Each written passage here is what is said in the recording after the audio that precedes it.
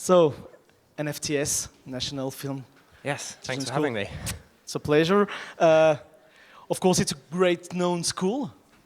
How does it work exactly? Because it's really the opposite of RCA, Royal College of Arts, with alone, you're working on your film. And FTS, it's not the same. You have a team with you and... Yeah, it's very collaborative. Everyone's working on their own specialist degree, and so you get to team up with, a cinematographer and an editor and producer, and it's a really collaborative filmmaking process. You pick them up, going to the other department, saying, "Oh, I want you." You pitch your film, and somebody say, "Oh, yeah, I'm interested in working in that film." Yeah, at the start of the grad film development, you do a lot of pitches to all the different departments and see who thinks, "Oh, that's a nice film." Yeah. That's the thing. It's not the first time you actually did a film with 2D animation on the character and volume, and I think I've seen one of the exercise. So I forgot the name. But no, I do that. It seems. I guess maybe I just don't like drawing backgrounds, but I enjoy mixed media and bringing sort of 2D cartoons into a physical space. So yeah, I've used a lot of model backgrounds in the past and photography and things like that. So what came first? I know it's a same question, but that's really important when you have a narrative film like that. Did you want to talk about this couple that don't talk each other? Well, the man, obviously. Yeah. That was the beginning, or the science was the beginning of the film? Or did it work? What came first was I kind of experienced very intense deja vu sometimes, and I think, oh God, I've seen this moment before.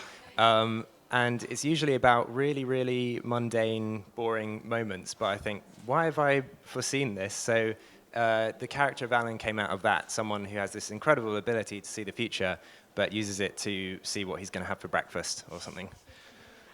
And it seems a little bit crazy, but a nice craziness. Again, I'm using that word, but it's such a wonderful character, but misplaced in his head. I mean, he's not in the same universe. Yeah, he's very eccentric and just kind of a gifted fool, really. And then we built the story around the character, and Wendy came up as a way of, I don't know, their relationship became the forefront of the film.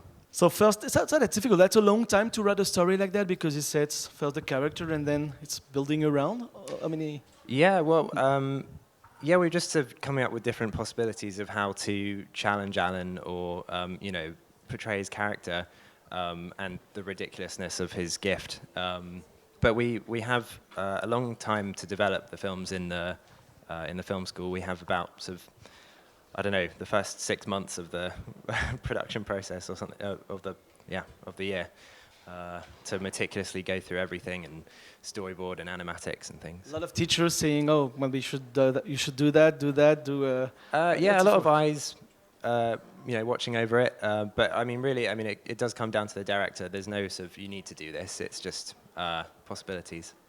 It's funny because this year in the competition there is a film called Blind Vasia by Theodore Rushev, and it's a girl who can see, we see the past or see the future, and your character, doesn't see the past, but he doesn't see the present. Actually, he doesn't live in the present. He's doubly blind. I think it's like a fascinating theme of being able to see the future.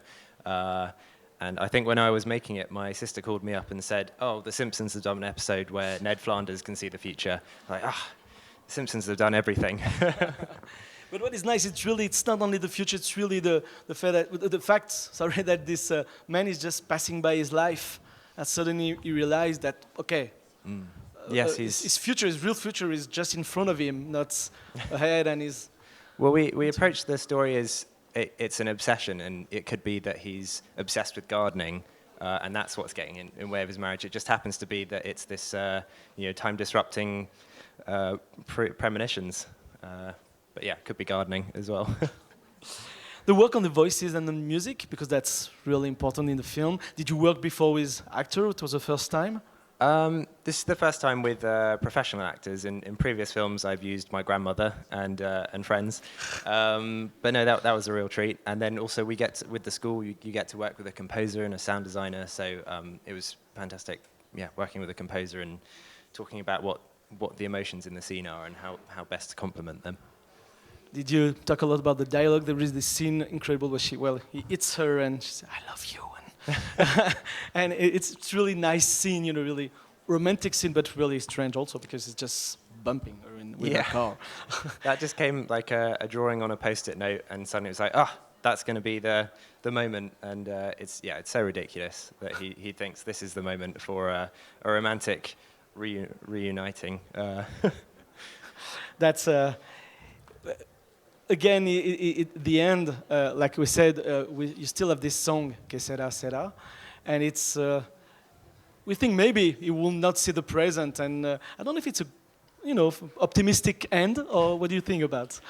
Because you put a song like that, saying, "Oh, we will know what's going on, in the future." And I think I tried to leave it that he has this new awareness that he needs to pay attention to Wendy and give her the love that she needs.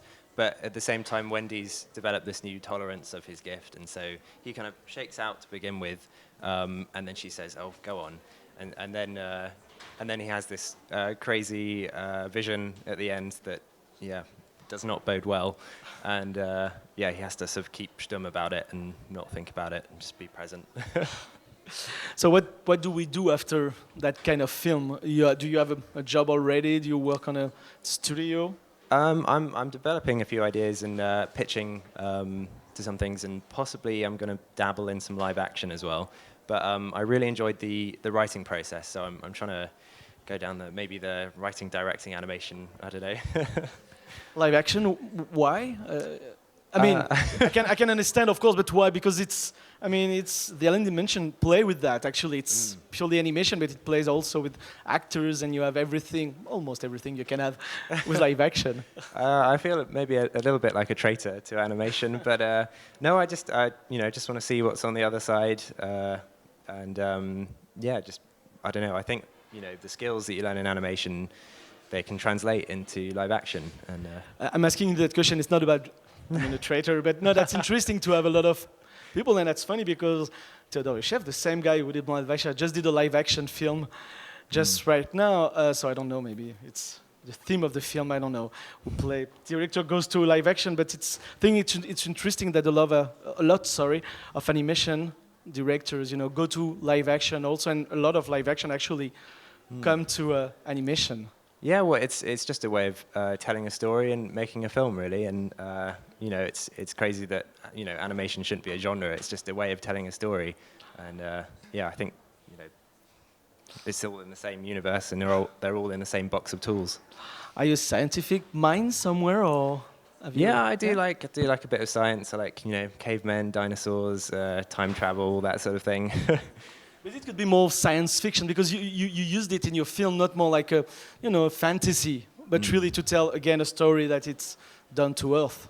Yeah, I mean the early drafts of the Allen Dimension, it was all science and me going, the fourth dimension, and just getting way ahead of myself. And it's like, no, we need to put a story in here somewhere. I'm like, oh yeah, good idea. So the school helped, or people that talked to you helped you in doing something else. Yeah. Yes, well, I co-wrote it with Jonathan Harbottle, who was doing a screenwriting course at the school, and we just sort of sat in the library and tried to make each other laugh. But no, in terms of scientific ideas, I really enjoy taking these big, lofty ideas and then kind of smashing them into the very mundane, English middle class kind of thing, and it's all anticlimax. Is there a question in the house? No question. Thank you so much. Thank you very much.